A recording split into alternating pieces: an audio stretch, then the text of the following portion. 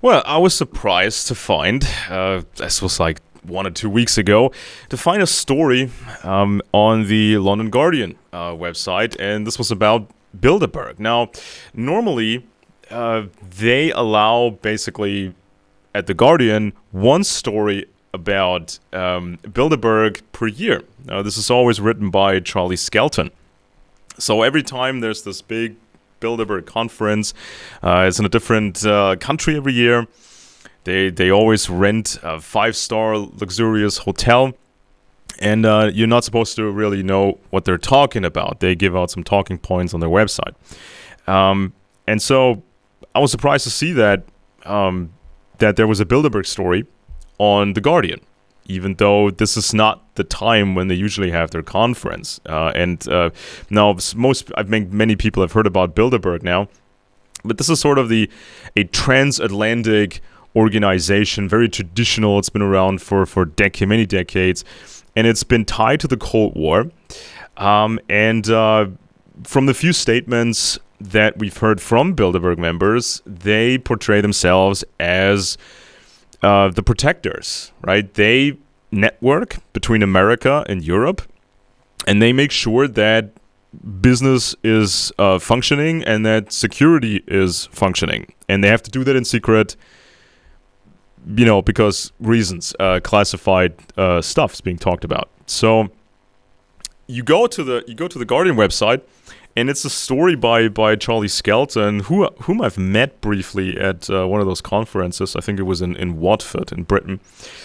And he talks about the new era of Bilderberg. Now with the incoming Trump administration, there seems to be a new openness to Bilderberg. Now they want to promote themselves more in public, tell people not to worry, when this bigger war is coming, when everything's escalating. Bilderberg is there representing all these different corporations and governments and agencies. Bilderberg will protect us. Everything's going to be fine. And we should trust Bilderberg because they've protected us during the Cold War. That seems to be the self-marketing here. Now they've recruited the former NATO Secretary General, Mr. Stoltenberg. And that's an odd choice. Not so much because he's an important guy. They have important guys all the time, every year in those conferences. But if you do it like this, at a time like this, it draws attention to Bilderberg, which is kind of a new thing. They want a certain amount of attention. They could have picked some standard bureaucrat, some Euro person that nobody really knows. But now they've picked a person who is known, internationally.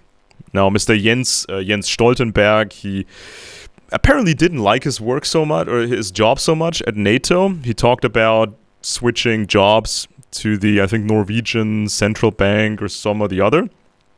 But now he is in his position at Bilderberg, right? So now we had not just this piece in The Guardian by Mr. Skelton, who is kind of skeptic. He's alternating between pragmatism and skepticism, right? I think he seems to be like a bit on the left, and he understands the pragmatic realities, but he's also suspicious of Bilderberg because they're so powerful and seem so right-wing, okay? Next was Bloomberg. Bloomberg puts out a story almost at the same time about Bilderberg, right? And then the Financial Times published something in September. This was an obituary for Viktor Halberstadt. Well, you probably don't know him because that's how Bilderberg used to roll. They use these guys that nobody knows. And Mr. Viktor Halberstadt, he was always at these conferences for, half of his life. And they talk about, in the Financial Times, how great he was. And they say he's from a Jewish family. He's from Amsterdam. And he was hidden from the Nazis, so he survived the Nazi era. And later he found out that a young Henry Kissinger was stationed very closely to where he was hidden, because Henry Kissinger was with the U.S. military when he was young. And so later in life, those two meet again. Henry Kissinger, for as long as we could think of, the man at Bilderberg, and then you got Viktor Halberstadt. So this is kind of the framing from the Financial Times. They're saying, look, there was fascism, the threat of fascism, and then you had all these guys who later met at Bilderberg, and these guys fought fascism, right? So Bilderberg is fighting fascism. But Bilderberg was also fighting the communists, they say. Isn't that great, right? So they fight both fascists and communists, so you shouldn't be worrying at all. They got this all handled.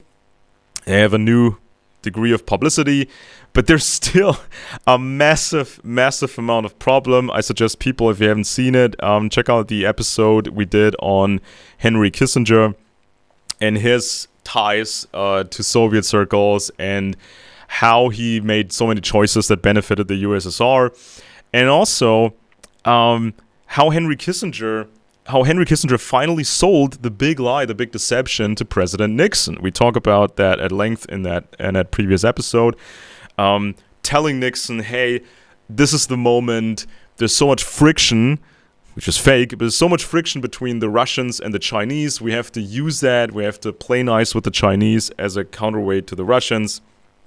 And there was a decade of deception before that, and finally Henry Kissinger sold the lie.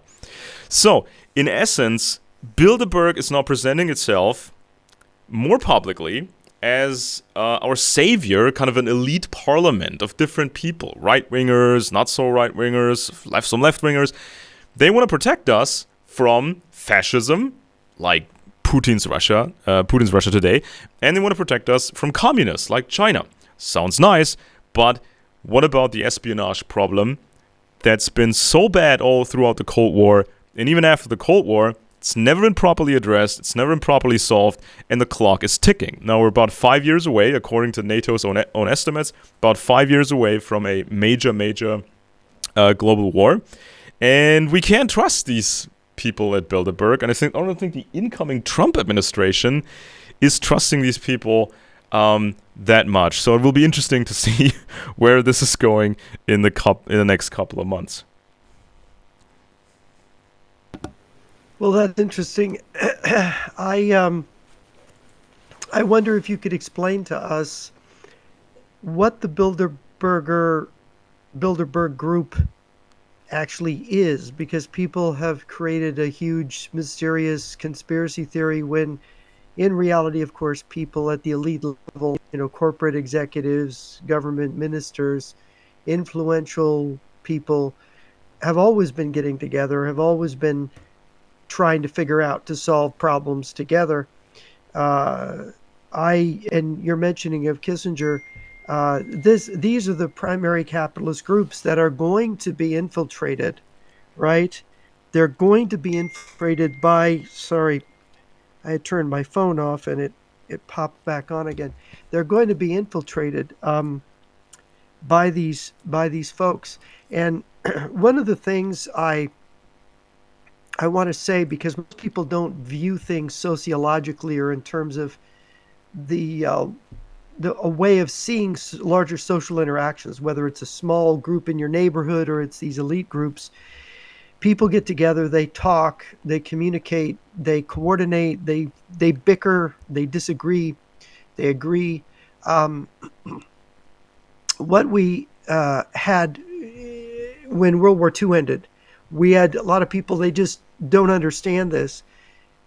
The Axis was defeated. Nazi Germany, Japan, Italy, their allies, they were all defeated by the United Nations, which was all the other countries united against the Axis. And the Soviet Union, the communists, were a major component in this war especially against Germany, but also against Japan towards the end. And what people don't realize is that when the West had a lot of these false notions that we were going to get along with Russia after, that communism wasn't going to be a problem, that Stalin had renounced spreading the revolution, because he did. In 1943, the Comintern was shut down. Of course, it was falsely shut down. It was sort of a false folding up the tent of communism and saying, we're not going to do this to you anymore because you're our buddies now. Um, they realized one was really against the West. And so all of these capitalists, all of these government officials in all these countries, these Western countries, and in America especially, they thought, what are we going to do? And so what they did was something called containment that Secretary of State Dean Acheson and President Truman had sort of set as a policy. And that was the strategic policy of the United States on containment, which contained communism to the Soviet Union's immediate satellite states.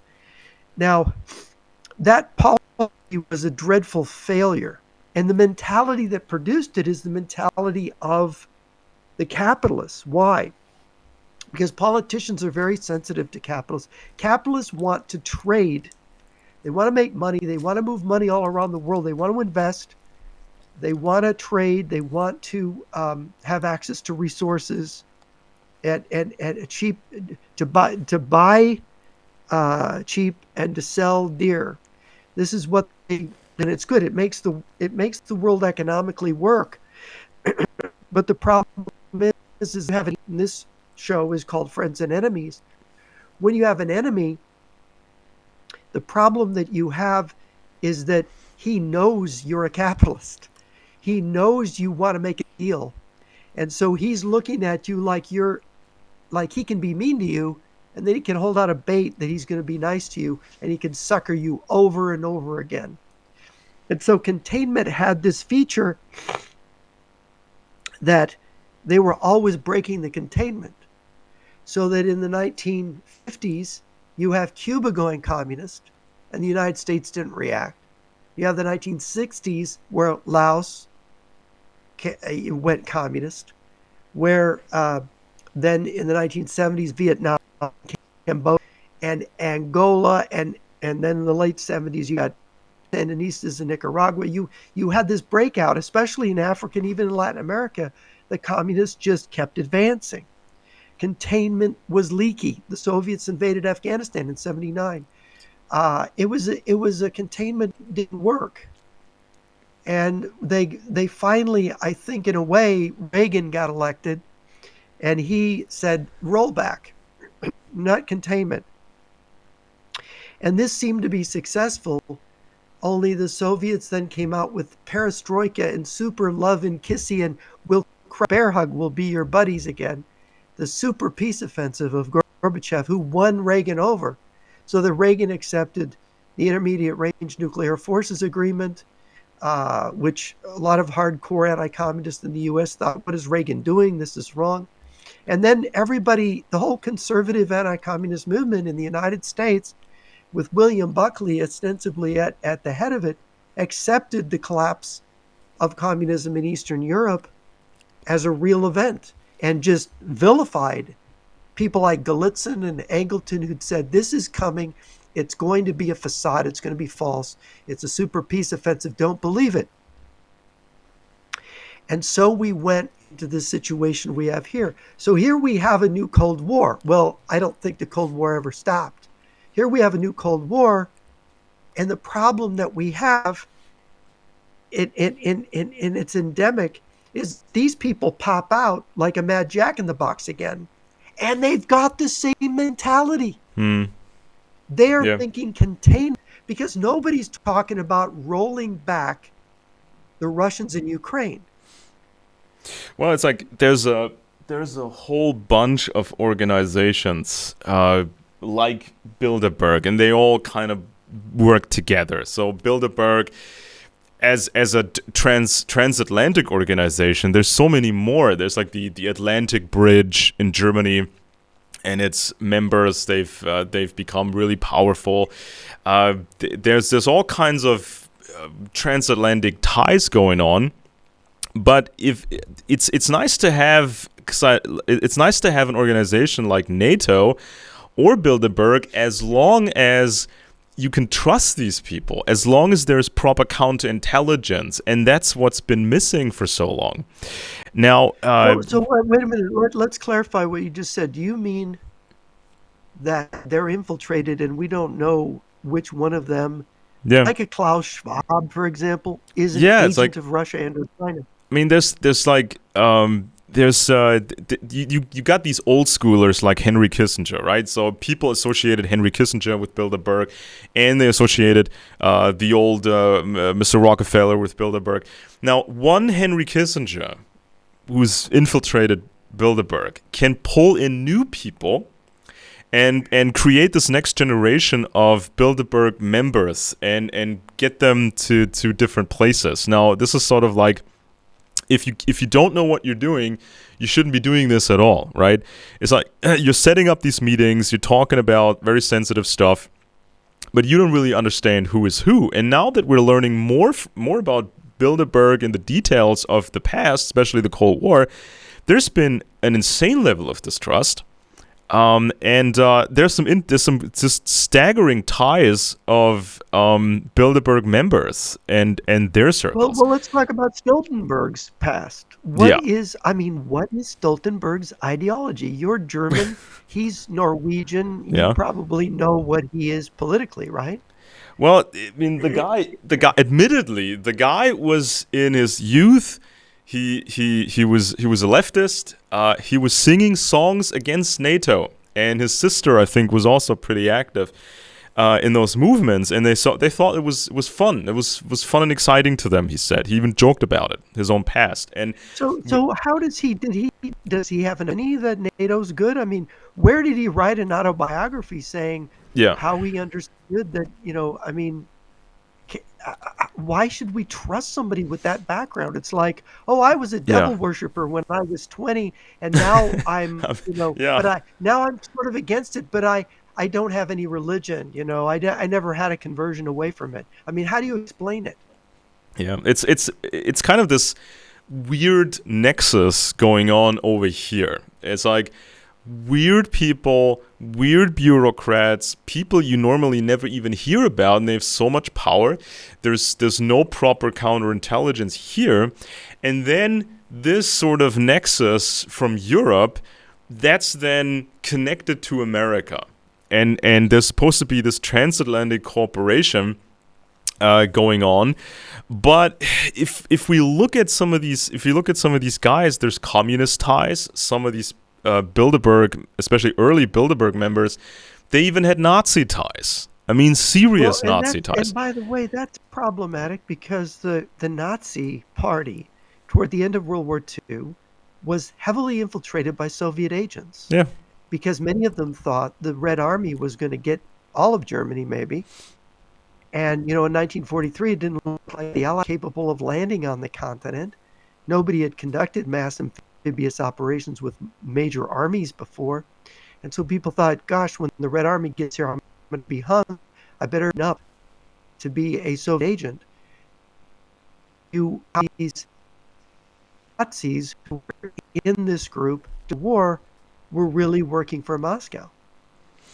Yeah, it's present some examples of this craziness. So, as you mentioned, Jens Stoltenberg and the Norwegians, right? The new guy at NATO, Mr. Rutte, he's from Holland, and most people have never even heard of the guy. And he's like this person that nobody really knows. I mean, people were surprised to find that he's the new Secretary General of NATO.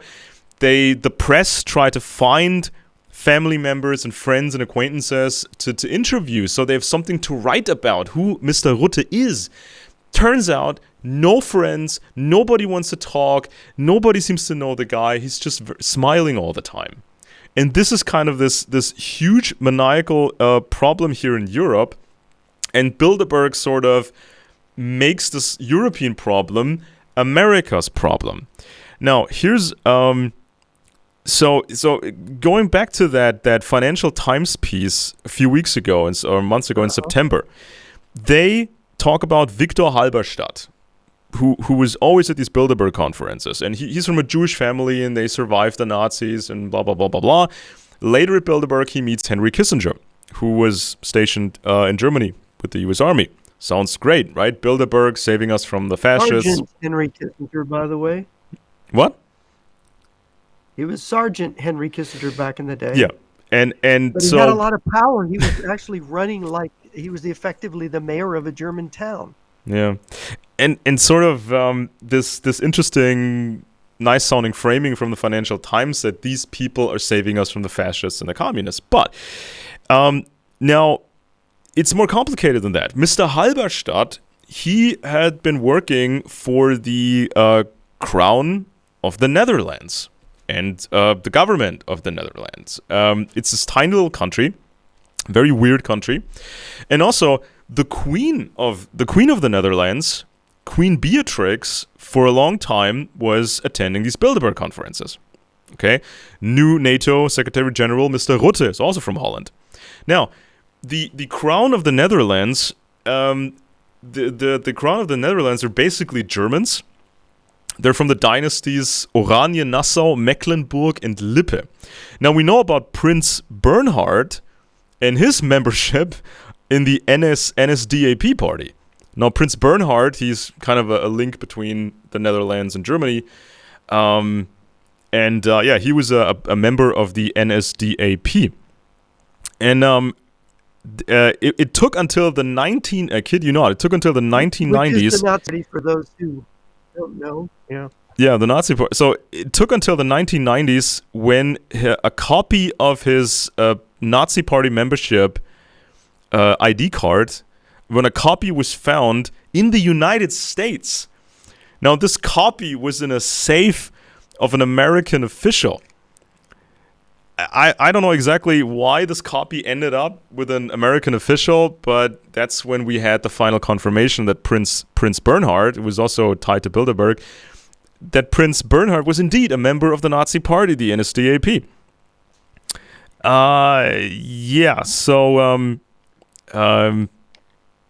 So he was always, Prince Bernhard always tried to deny his membership.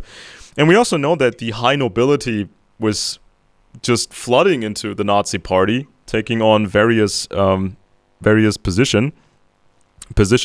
And then we had some other people from the Netherlands, noblemen, Sir Henry Deterding. He was from the Shell Corporation, now the Royal Dutch Shell, which is also a company that's tied to the nobility.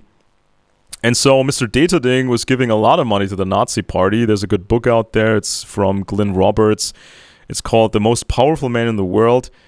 Mr. Deterding was funding Hitler as early as 1921, which is kind of amazing. That's awfully early. Yeah, it's extremely early. And so this book, The Most Powerful Man in the World, kind of reconstructs how much money this guy funneled to the Nazis when the Nazis really needed that money. And so Mr. Deterding also bought some oil fields in the US. He also got into the Russian market. He had his partner from British military intelligence, George MacDonogh, who was tied to the Royal Institute of International Affairs. Now, the Royal Institute of International Affairs sort of is like a predecessor to Bilderberg, and it's also tied to the Council on Foreign Relations as well. So these are not really, as people claim on the internet, these are not really left-wing organizations at all. They use left-wing policy, or they support left-wing policy sometimes, but it's more complicated than that. So this is just one example of influential Bilderberg people tied to the Nazis. You know, the Crown of the Netherlands, Queen, the family of Queen Beatrix, and these sort of people. And then here's another thing. This was also from the Financial Times piece in September. So they talk about Viktor Halberstadt's first Bilderberg conference, first time he ever attended. He was a professor in economics at the University of Leiden, and in 1975 he was invited to Bilderberg for the first time, and there he met Margaret Thatcher, when was she prime minister of Britain? Wasn't this later? I think around 1979 to Right. the early 90s. Yeah, so he met Margaret Thatcher 92 maybe. and he met Donald Rumsfeld. And so the Yeah, Financial Times, Rumsfeld's an interesting character yeah, too, yeah. and so the Financial Times is giving us an interesting anecdote here. So, a man called Joseph Luns, who was who was the Secretary General of NATO at the time. Probably nobody remembers this guy. So Joseph Luns is telling Mr. Halberstadt to come over. Hey, I want to talk to you. I want to talk. We have a group here. We want to talk to you. And in this group was also Dennis Healey, the British, what do they call it in English? The financial minister, some sort. Secretary of the Exchequer. Yeah, I think that's what they call it. Or Minister of the Exchequer, yeah. So now you got Mr. Halberstadt, who is his first Bilderberg conference. You have Joseph Luns, who is Secretary General of NATO. And you have Dennis Healey, this creepy Brit. And then they wave at Margaret Thatcher and tell her, come over, we want to talk to you. You know, we got a great little group going on here. Miss Thatcher, come over. But Thatcher wouldn't come over because she knew that Mr. Healey was a real communist, right? And so the Financial Times is giving us this little bit of inside anecdote of this Bilderberg conference in 1975. Now, why does the Financial Times do this? My suspicion is they want to create the impression that a variety of ideologies is represented at Bilderberg. So you got super left, you got what they call a social democrat like Halberstadt, you get a right-winger pro-business person like Margaret Thatcher, and you get Joseph Luns, Secretary General of NATO. So it almost sounds like Bilderberg is sort of this secret little, very powerful parliament with different opinions, right? But there's some stuff that the Financial Times is leaving out of the story. They're not mentioning this, even though it's really important for the reader. Mr. Joseph Luns was a member in 1933, a member of the National Socialist Movement in the Netherlands. It's sort of like the Nazis of the Netherlands, you could call it. They call it the NSB. And later he claimed that was just, he was young and he was dumb, and this was just, people should forget about that. And he was in a fascist party. He had a great career in the diplomatic service and espionage.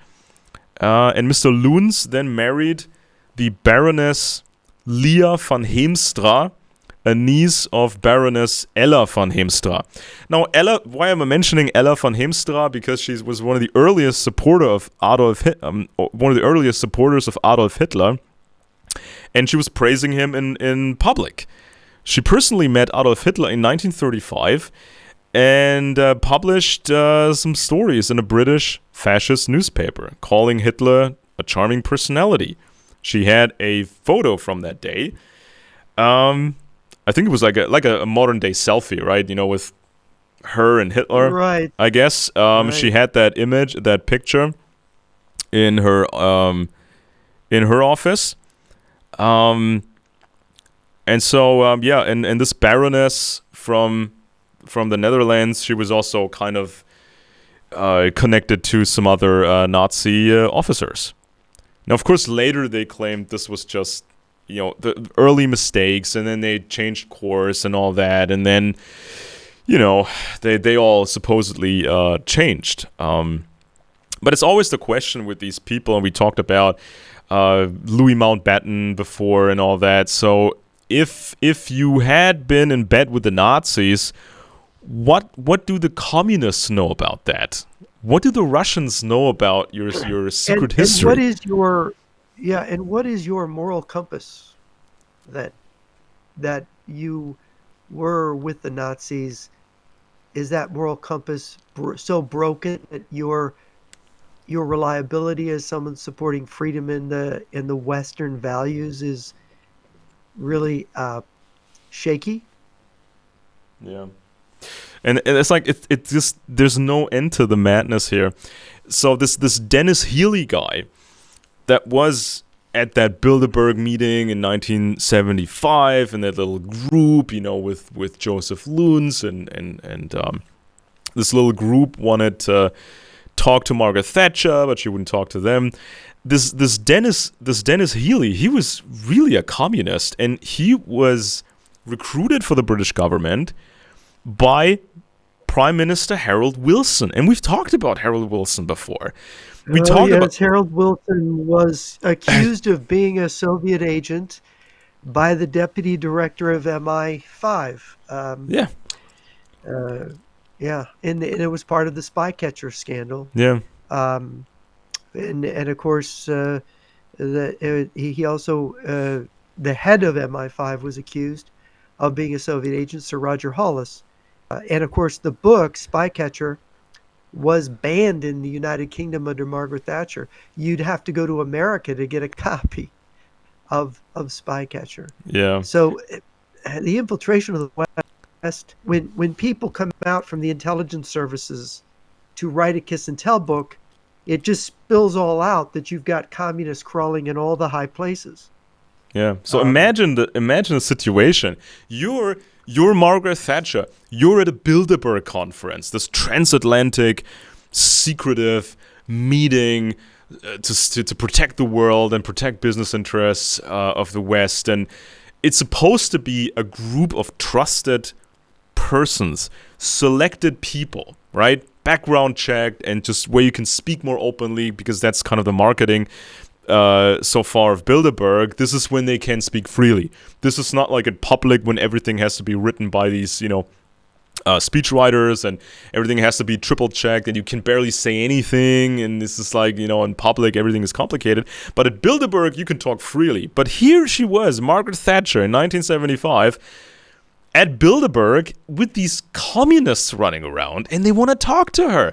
And she said no. Like, why would I give my personal opinion on things to Dennis Healy, right? I mean, Dennis Healy, who worked for Harold Wilson, I mean, even the CIA had to intervene. The CIA came to the Brits and said, you have a real problem with Mr. Wilson and others, and there's defectors, confirming what we could confirm otherwise as well. What's going on? But this was the reality. This was the reality of Bilderberg. Now, Prime Minister Wilson, he had a private secretary called Marcia Williams, the Baroness Falkender. They traveled to the USSR multiple times. They had business dealings with the USSR, and the MI5. Some of the British intelligence service MI5, they actually collaborated with the CIA under James Angleton, and they looked into the possibility that Prime Minister Wilson's predecessor, Mr. Gateskill, was murdered by Soviet intelligence to get him out of the way, so the road is free for Wilson. Yeah, that came from Golitsyn, by the way. Golitsyn had defected in December of 1961. And Golitsyn told, when he was debriefed by the CIA, he said, the Soviet Union is planning an assassination of a major figure of a party leader in Western Europe. They're going to kill the party leader so that their man, who's number 2 in the party, will go to the top position. And shortly thereafter, Hugh Gaitskell, who was the head of the British Labour Party, had tea and crumpets at the Soviet embassy. He then comes down with lupus, which is an autoimmune disease, which was so severe, his lupus was so severe it killed him. And of course, they couldn't figure out, so Peter Wright, who wrote Spycatcher, deputy director of MI5, was told this by the Americans. Look, we've got information that Gateskill might have been murdered. And when he looked at it, he said, oh my gosh, he eats at the Soviet embassy, he dies. Yeah. It has business connections in Eastern Europe with communist companies. And it's not like he travels there all the time. Yeah. And Absolutely. it's not like just the Americans were outraged. It's not just Angleton who was outraged. It was people at the MI5. It was all kinds of conservatives in Britain, and it got so bad that powerful conservatives in Britain, they actually tried to get a group together and Yes. involve the British Crown to sort of intervene and get rid of these this labor government, right? So Yeah. that's how bad it was. But the problem was this conservative group. Approached approached Lord Louis Mountbatten because he was seen as somebody who could help them. But yeah, somehow this whole thing leaked to the press, and of course that was then the big scandal. The scandal was on, and the press had a field day, and they said, "There's nothing there.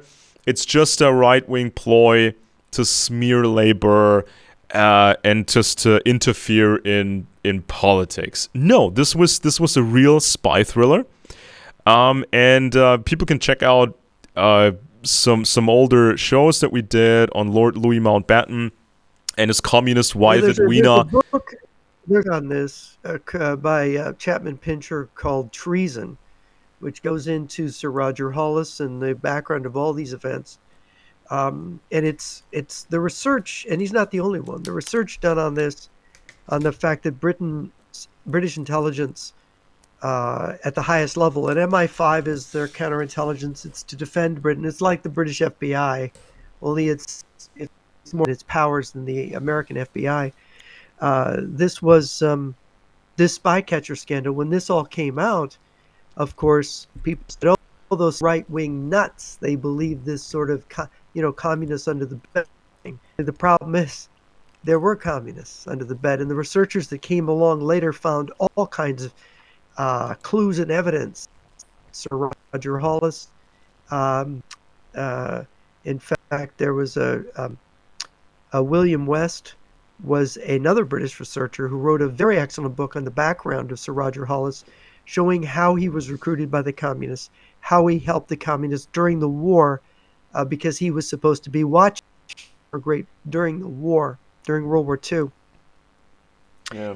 So yeah, I mean, it's if people want to get into this literature, go look it up. It's vast, and the digging that some very excellent journalists did is incredible. And yet this literature is neglected today. Yeah. And we've got so many of these people, like you say, Eastern elite.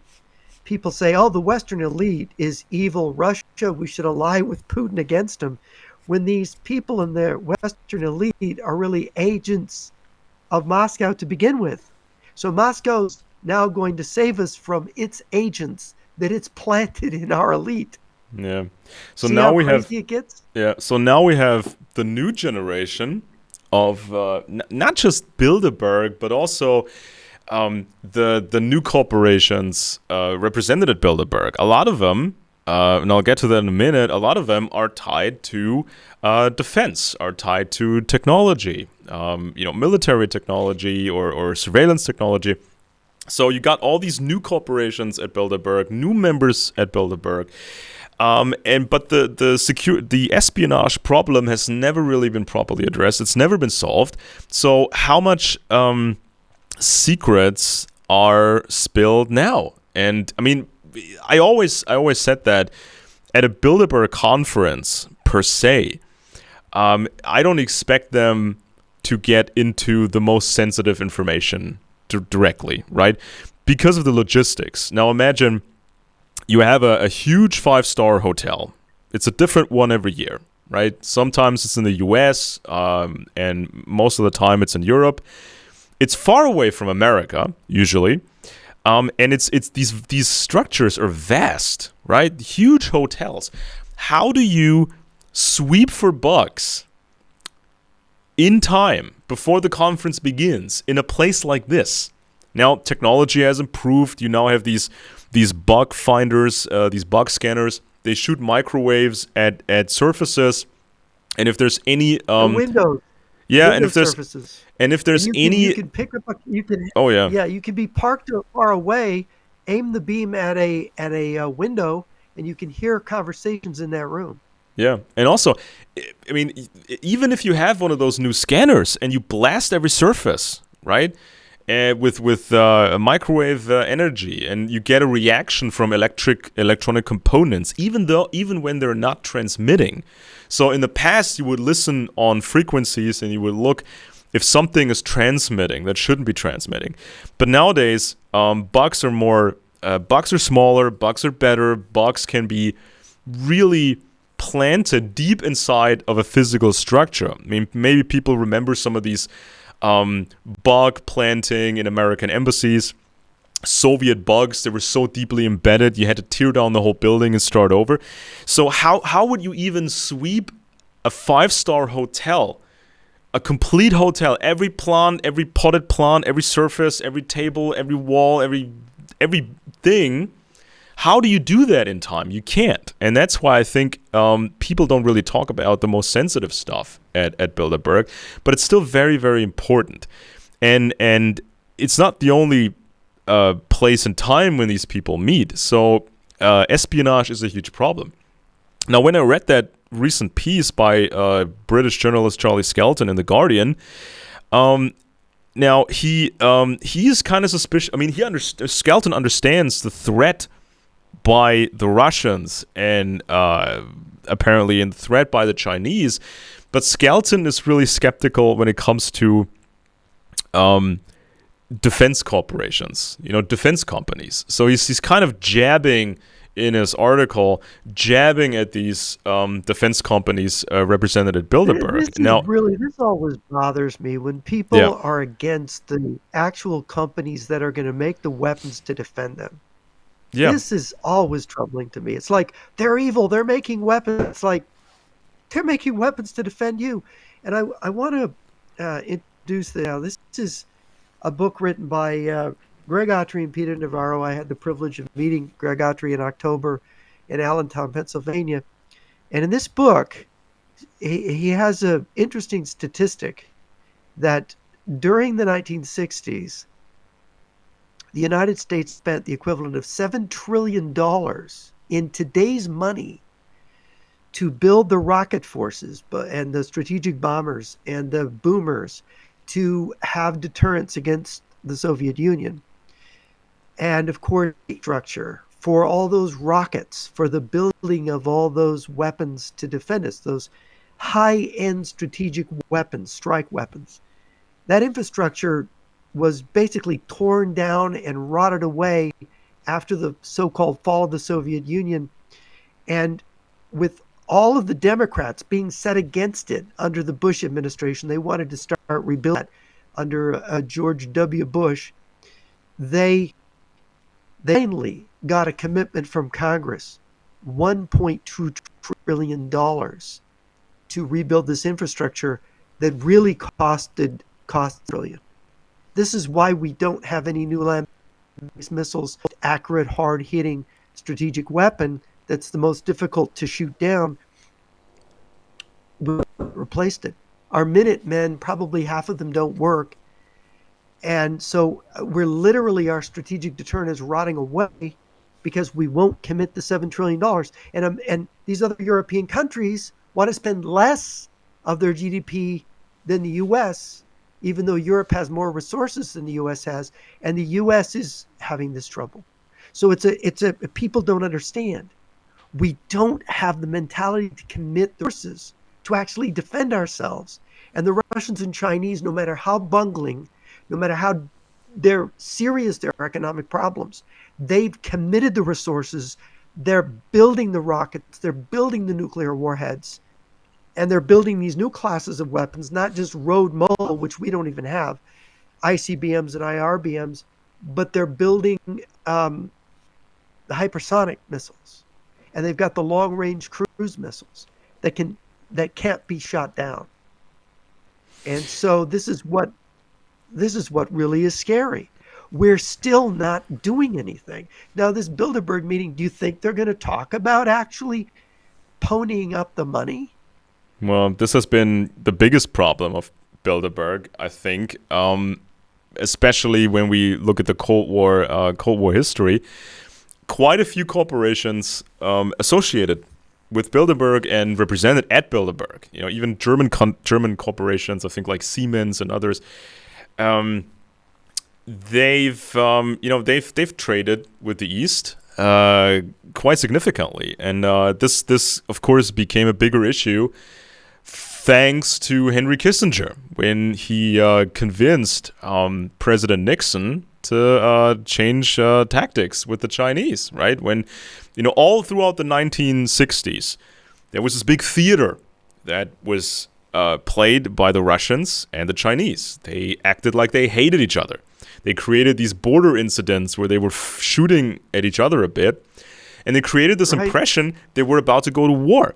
And not only did they stage some border shootings, they also flooded their own communist high-ranking official circles, flooded it with this disinformation. The Russians saying we hate the Chinese saying we hate the Russians, we want to go to war. And this disinformation found its way to the West, different ways. And out popped Henry Kissinger with the ideas, we'll go to China, we'll open China, we'll build up China as a counterweight to Russia. Exactly. And look at how this has turned out. And Kissinger could always say, well, the intelligence supports it. The intelligence from different, areas, the intelligence is saying these communist countries hate each other. Chinese they fed that Chinese, they fed that intelligence. And we talked about it was so persuasive to people who wanted to believe it. And we talked about this finale, really. I think it was in '69 or something. This grand finale of these theatrics from the Russians and the Chinese, when there was a fake coup d'état attempt in China. And it sounded really dramatic, and they really played it up. And this was the moment, basically, when Kissinger could convince Nixon to change course. And of course, when the president of the United States is influenced by this and gives out the new policy, it trickles down. Suddenly, all these corporations represented at Bilderberg, they're now encouraged, more or less, to trade with China, to buy and sell. Or to sell technology to China, right? So it's not like every corporation represented at Bilderberg is knowingly part of some conspiracy. It's more like, well, this is the new policy. This is what Nixon could say and others could say, Kissinger could say. This is what the intelligence is suggesting to us. It's like this old argument by Kissinger, that this is kind of a new version of the old Metternich system of balancing the powers and maintaining the peace, blah, blah, blah. So he was very good at pulling out the Metternich thing and trying to snow people with that. So this is why Bilderberg really was dangerous, because it creates the impression for these members that they all know what they're doing. And they've weighed the options, they've looked at the intelligence, and they're managing the peace. And now we got some new members, and this was in the Charlie Skelton piece in The Guardian. Or some of them are not that new, but they have new companies now. So it talks about the former Google boss Eric Schmidt. He's now involved in the National Security Commission. Google is bad, man. Yeah. There's something wrong with Google. Everybody know that. He's now involved. Yeah, he's now involved in the National Security Commission for AI, and he is busy building a drone company. A drone company aimed at the Ukrainian market. And then they talk about the Swedish industrialist by the name of Marcus Wallenberg. It's a very old family over there. He's heading the defense company Saab. They used to make cars. People still remember those. My dad drove a Saab, yes. So they also make aircraft. They've also made fighter planes for Sweden. Yeah, exactly. And so this company Saab is now gaining momentum because of the war between, or the Russia's war against Ukraine. So Saab is making more things. Then Skelton talks about Peter Thiel, who is somewhat close to the Donald Trump camp. Now Thiel has various corporations. One of them is called Anduril. I think that's another Lord of the Rings name that he picked. Of course, he has the company called Palantir, which is sort of machine learning for security purposes to find out where the enemy is, when he's there, what he's doing, what he's going to do next. Now, Peter Thiel's trusted right-hand man, you could say, Alex Karp, who's heading Palantir. He's now in the steering committee of the Bilderberg Group, and Mr. Karp says his company is responsible for most of the attacks of Ukrainian forces against the Russians. And he recently said to the New York Times that pretty soon, there will be a multi-front war of the West with China, Russia, and Iran. Okay, so all this stuff is mentioned in the piece by Charlie Skelton in The Guardian, and he's not giving his own interpretation of it. He's not saying, oh, I find it scary because, defense companies, but he's not really giving us a lot of context here. So he's not really saying if it's done right, it's a great thing. He's not really talking about the espionage and that sort of stuff. If a left-wing person who tends to read The Guardian, if a left-wing reader of The Guardian reads this piece, the reader is sort of left with the impression that, well, it's kind of scary, Bilderberg and these defense companies and talk of war. And, man, I hope that, there's some other guys at Bilderberg who could counteract these right-wingers, you could say, or these defense companies. And this brings us back to these weirdos at Bilderberg, these left-wingers, or these people who try to play nice with Russia. Or play nice with China, as we've seen for so long by Henry Kissinger and others, right? And there's also some talk about the incoming Trump administration too, so there's another reference, maybe Bilderberg is turning right-wing because of Trump.